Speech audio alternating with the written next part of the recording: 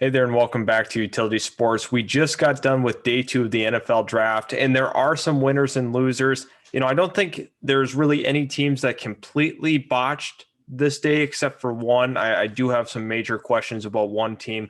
But first, we are going to be talking about the winners from day two, obviously the second and third round. One of my winners is the Carolina Panthers. I really liked holistically what the Carolina Panthers did. They obviously felt the need to go ahead and address the offensive side of the football. They land Terrace Marshall Jr.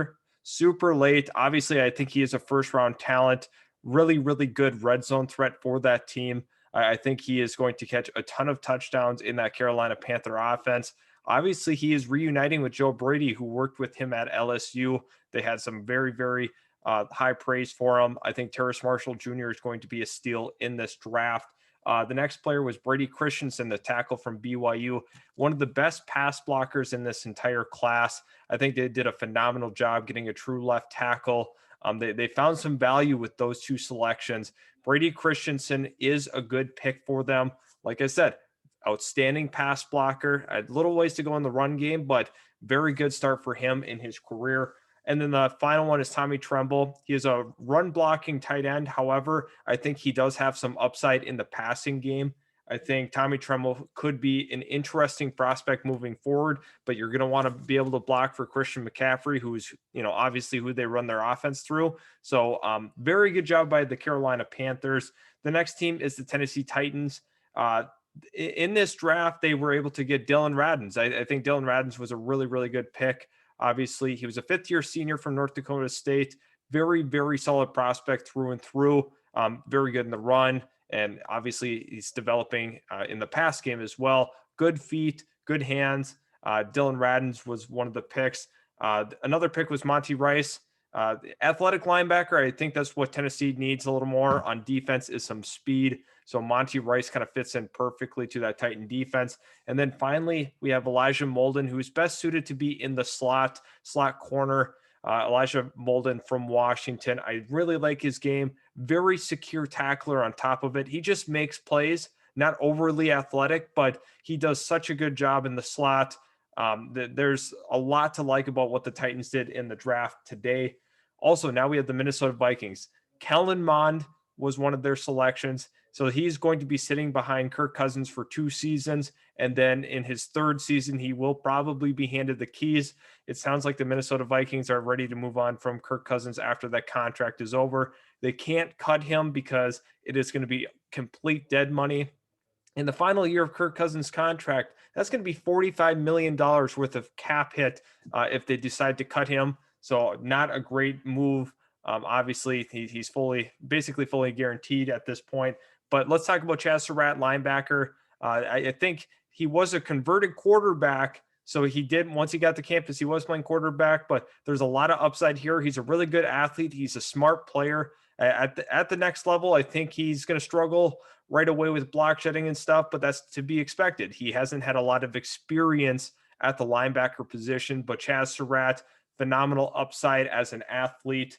Wyatt Davis, this is a guy that at one point was thought to be a potential pick for the Vikings at number 14. And we're talking a couple of months ago. Some time has gone by. He's had some injury issues, but right now he's one of the best run blockers in the class. You slot him at the guard spot. They have drafted obviously Darrisaw in that first round. So really phenomenal value for the Minnesota Vikings. And then the final pick was Patrick Jones, the defensive end, who could very well be lining opposite of Danielle Hunter.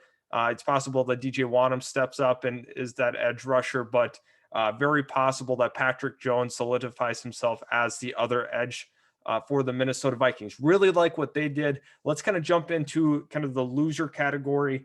Kind of a slight loser in a way was the Detroit Lions. Levi and Wuzurike, I think he's a good prospect. Aleem McNeil was another one that they drafted. So 2 defensive tackles. I'm not super high in this defensive tackle class, and they grabbed 2 of them. They prioritized that. I totally get it. I definitely do. But more of the issue lies with the just not getting a wide receiver. I'll get into that in a second. They also took Melifonwu from Syracuse. So At this point, I'm not sure why they didn't grab a wide receiver. Maybe they are waiting. There are a couple of nice names on the board: Jalen Darden, Tylan Wallace. So there's a chance that they, sneak into this fourth round and grab a wide receiver or two, because they desperately need it. They have the worst wide receiver room in the entire league. I was kind of shocked that they, didn't go ahead and get one, but the board has kind of fallen nicely for them to do so. The other loser I have is the Houston Texans. Obviously, they drafted Davis Mills. They're kind of showing their hand here, and I just don't love the selection. What happens with Deshaun Watson? Like, I get that you want to have a quarterback ready to go, but I don't think Davis Mills was that franchise quarterback for them. So he's definitely one of those picks I was scratching my head on. Also, Nico Collins. He has a good frame. He's 6'3", 6'4", runs a pretty good 40 time, but from what I've seen on film, doesn't create a lot of separation, relies a lot on contested catch situations. So Houston was a loser for me. I was not very impressed with what they did today. I thought there was a lot of things that they needed to address, and quite frankly, they just didn't get it done. It's tough, obviously, not having that first round pick, and it just kind of snowballed for them. The franchise is having some issues right now. Hopefully they get it back on track, but I consider them a loser today.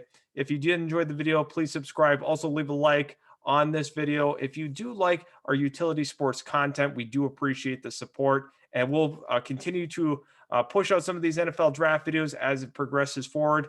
Thank you for stopping in, and we'll see you in the next video.